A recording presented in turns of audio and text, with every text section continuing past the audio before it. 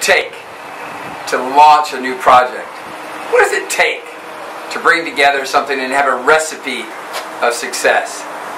What does the Underground Railroad, Henry Ford, Wilbur and Orville Wright, Claudette Colvin, and Paul McCartney and John Lennon, Ben Cohen, Jerry Greenfield, Aaron Brockovich have in common with you and I?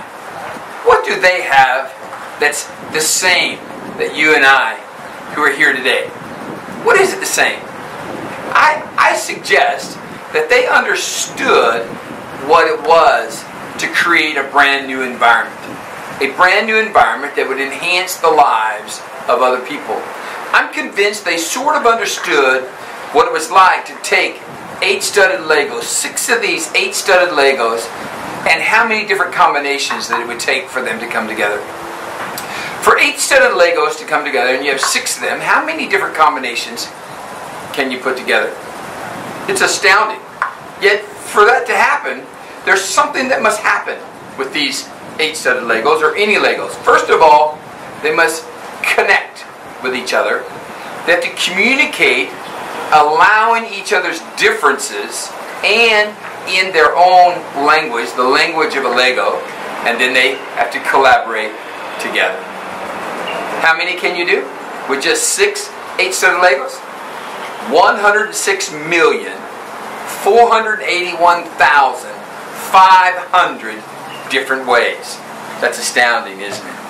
What are the things that you and I could do together if we could learn the recipe that could create a new and better environment? What's the recipe? I believe it takes 3 ingredients, and you have to set your soul at a certain temperature. You have to set your mind, will, and emotions at a certain temperature to be able to do that. So, the 3 ingredients are simply this: connection, communication, and collaboration. And how do we do this? First of all, we must set our soul at the temperature of possibility-driven rather than ego-driven. So many of us, we come together, and we come together on a team, and really what we're doing is not for the team, it's not for the possibility of what could happen, it's for the possibility of me looking better. And I want to suggest to you that actually detours, that actually hinders us from being able to work together well. And so right now, take and in your mind, start thinking inside yourself the possibilities of what can happen today as you and I work together. And here's the question. Here's a question for you. The airplane. You and I have been using the airplane for years. Sometimes we don't even think about what happened. 2 brothers came together one day. They actually sat on a bench. They sat on a bench during lunch, Wilbur and Orville Wright. As they sat there that day discussing about the possibility of the future, the possibility of a flying machine. They've been hearing about a thing that was called, an invention that was called a glider. But the brothers began to imagine. The brothers began to wonder what would happen. It took them 5 years of failures, flops, and mishaps.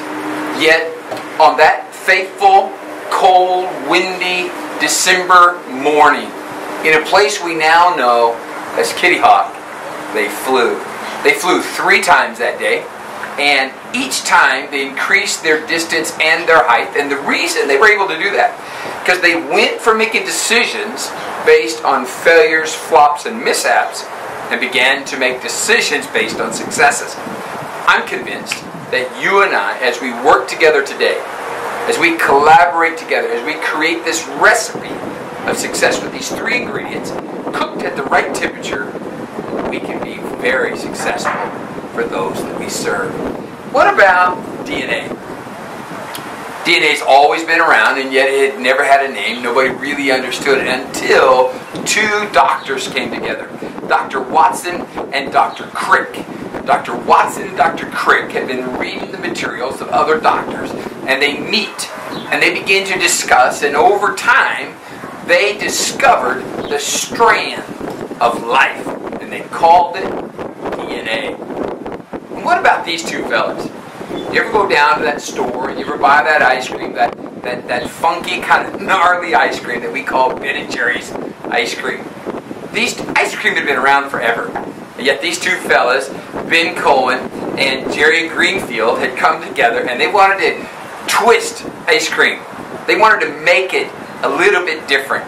And so they created all these funny flavors, these odd flavors that you and I crave, and we go to the store, and now they have an entire section in the frozen section of Ben & Jerry's ice cream. Ben & Jerry's ice cream. And then the Beatles. The Beatles. John Lennon, Paul McCartney, literally came together, and sometimes they would hold hands as they would put together music. Now, how did they do that? Yes, their egos happened along the way, but I want you to see something. They didn't just go for their ego. They went for a new sound of music. They went for a new kind of ice cream. They went to discover the connection between all of creation, and they came together to learn how to build a machine that could fly a human being. They did it because they were able to come together under possibility thinking.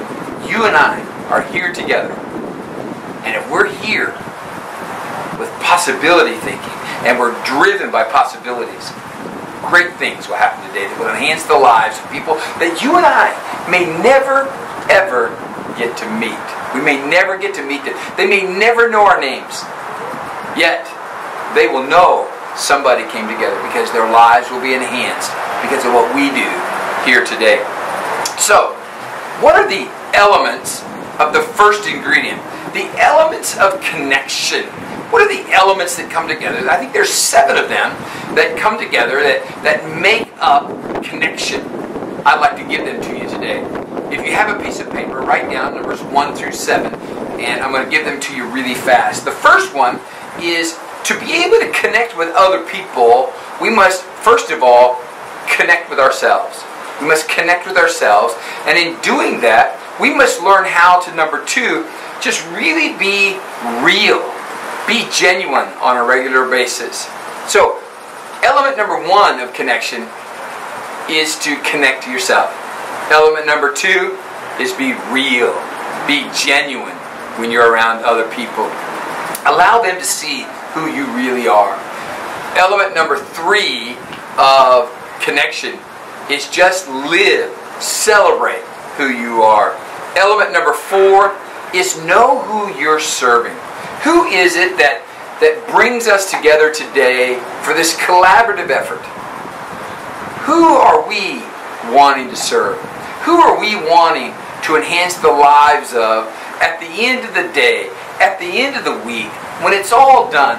Who is it that we want to help their lives be better? Help their lives be at a greater state of health? Who is that? To know that helps us connect better. Number 5, the 5th element of connection is to communicate to people right where they're at, in what I call their soul's language. Their soul's language. Number 6, believe in them. We must believe in them in a powerful, transformational way. And when all these 6 elements come together, we then can add the element of giving direction and giving hope. And when we do that, real connection happens. So, the first ingredient is connection. The second ingredient is communication. Now, it's less about what I say and more about what people hear and feel and see in their mind's eye when I use my words with them. I want to just share with you the 3 different phases, the 3 different personalities or characteristics of communication. There's really just 3 of them, and it's important that you and I know this. About 38% of the world are visuals.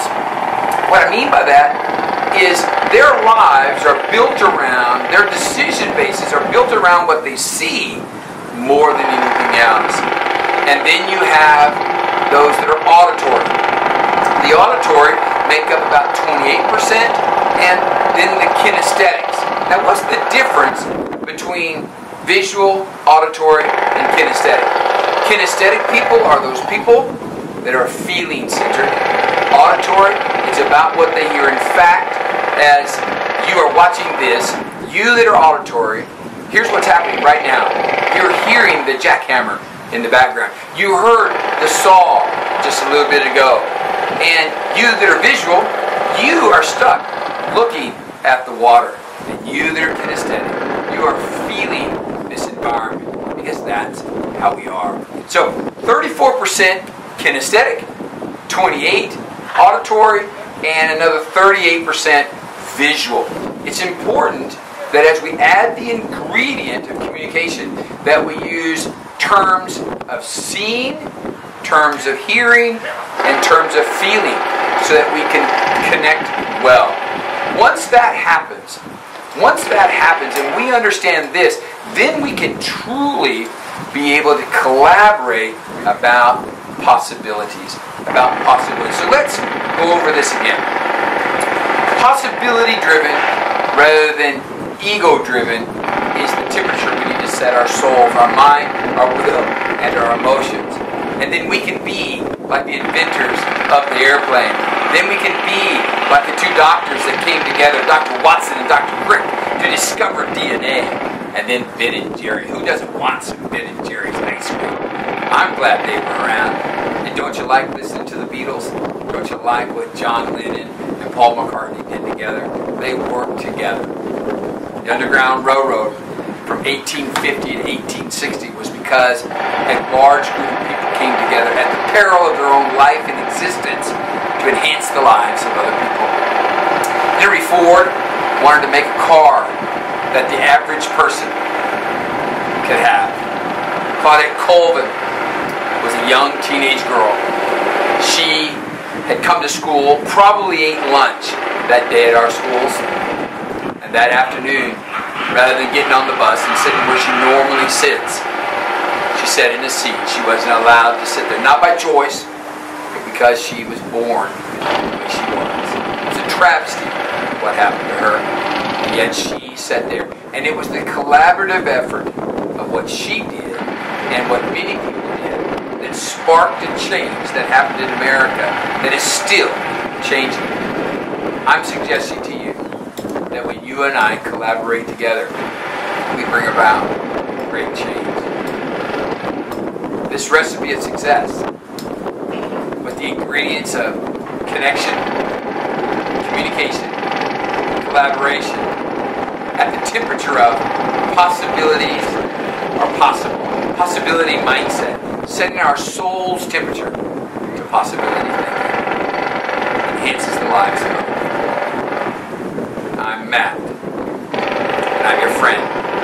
You can reach me at success@mattupton.net, or you can call or text me at 916-708-8103. I look forward to creating a recipe of success with you through collaboration